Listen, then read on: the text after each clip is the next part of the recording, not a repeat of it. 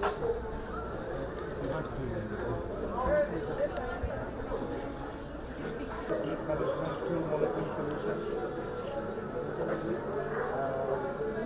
tracking, asset tracking, so GPS tracking. GPS tracking.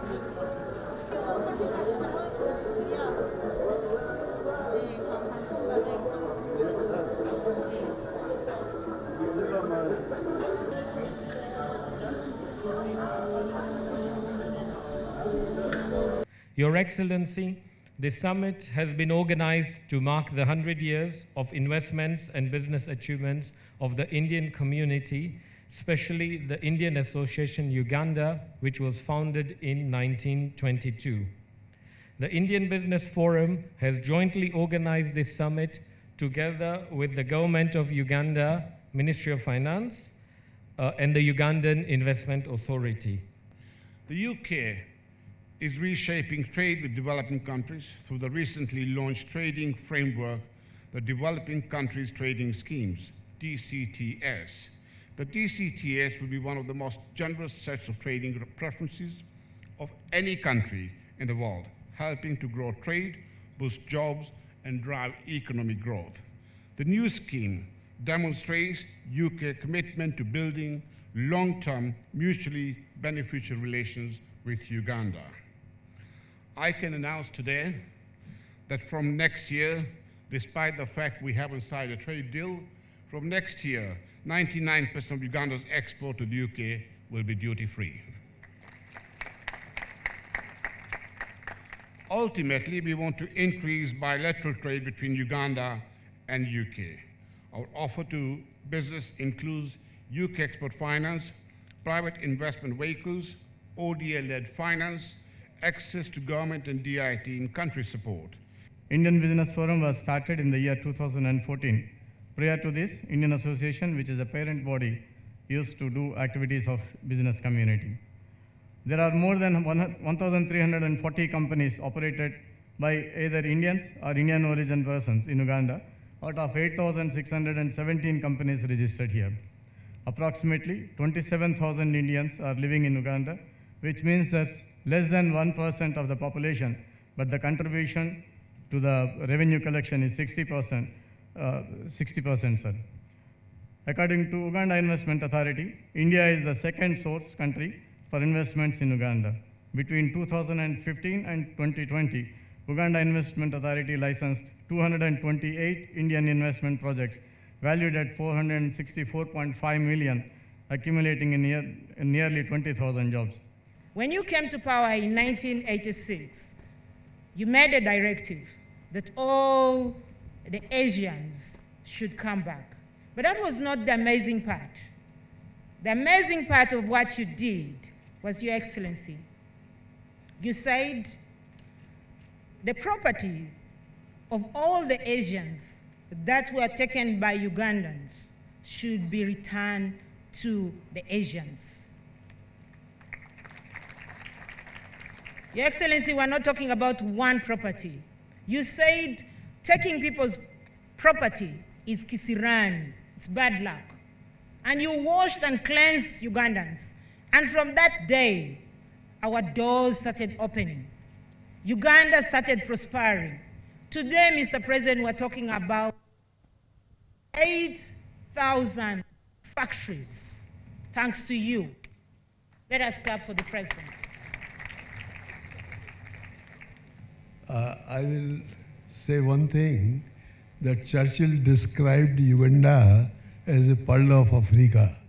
During the period 1970 to 1985, till you came, dust settled on this pearl, and you took strenuous work to remove that dust. Now, Uganda is shining again. Since I have been given 1 minute only, well, a lot of work has been done in education, health, infrastructure, roads, and all that. So thank you very much for guiding the country, and it is doing very well because of your blessings. Easier, because at independence, some of the African countries, like Uganda and Ghana, were better, much richer than, for instance, Singapore. But why did Singapore come up and these African countries stagnated? It was because of this bad attitude to the non-indigenous investors. So therefore, I told our people that if you want to be credible, to attract new investments, you must give back these properties. But thirdly, it's not necessary. Why do you have to be in an Indian shop? Like these Indians of Ntungamo, they were just there in 1 acre, more or less. For us, we had the whole county. These were just here in the trading center. Why would I have a whole farm in my village of a square mile, and I am now envious for these decimal points of this Indian in the trading center. It is really madness. Why do you care about this property? Why don't you develop yours? So, when we defeated their line of reasoning, and we gave back the properties, 8,000 of them, in the whole of Uganda, imagine. Today, between Entebbe and Wakiso and Kampala, if you count the properties of the Africans, you are talking of 2 million, not 2 million properties of the Africans in just the Kampala and Entebbe area only. So really this is a very big mistake of how people can get lost. So therefore, when we give back these properties, the reasons, as I've said, were three. First of all, it is immoral. Secondly, not strategic. But thirdly, totally unnecessary. We don't need, I'm very glad none of my children has ever been in an Indian property to get excellent from there, to get bad luck from there, because they should have their own properties. So therefore, you are most welcome. The investment opportunities are many. We have got so many opportunities. Like recently, I was happy after a long time of trying and not succeeding. We have got serious investors, as you heard. I think it was the group who are talking about investing in a vertically integrated steel industry in the southwest, in the Kavari. We have got very high grade iron ore there, the best in the world. But we have been having, that's the one. But we have been having problems importing steel from China, from Ukraine, from India. The distance from the ocean to here is very long.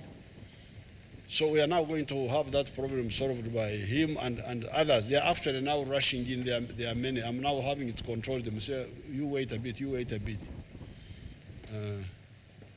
Now, then where I think that's a basic industry, because once you have the steel industry, that's one of the basic industries. And now with the Chinese, we are also working on the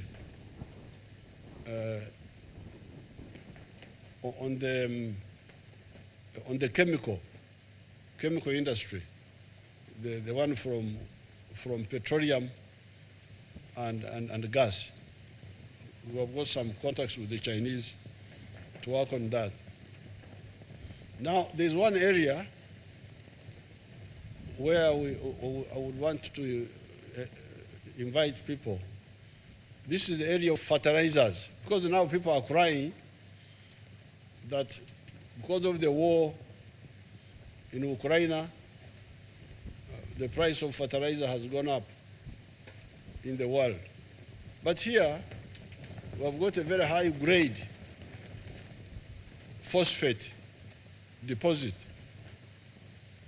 more than 200 million tons of phosphate ore in Lord Popat's area of Tororo.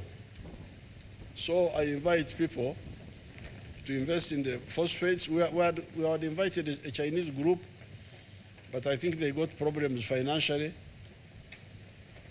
So that area is there, the phosphates.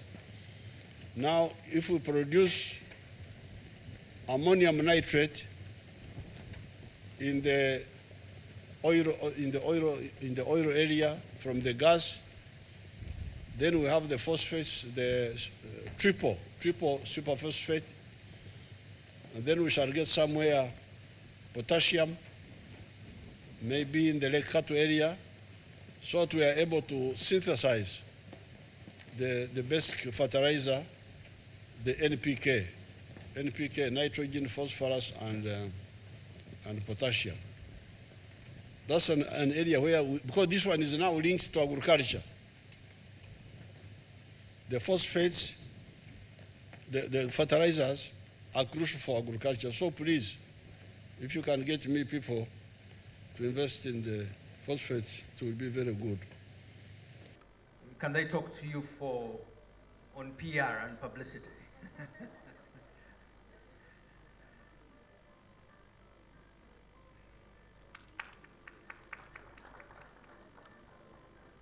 All right.